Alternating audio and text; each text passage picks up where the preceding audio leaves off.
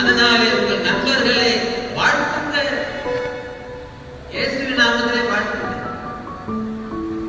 நீ நல்லா இருக்கிறா, நீ நல்லா படிக்கிறா, நீ நல்லா பெரிய வீட்டை கட்ட வேடா, நீ ரட்சிக்கப்படுவடா, நீ ஊழியக்காரனா மாறுபடா, கோடிக்கணக்கான மக்களை ரட்சிப்புக்குள்ள நீ நடத்த விடா. வாழ்த்துங்க. சரியான நேரத்திலே சரியான நாளிலே நீங்கள் வாழ்த்துவதற்கு பழக வேண்டும். வாழ்த்த வேண்டும் என்ற எண்ணம் உங்களுக்குள்ளே உருவாகும்.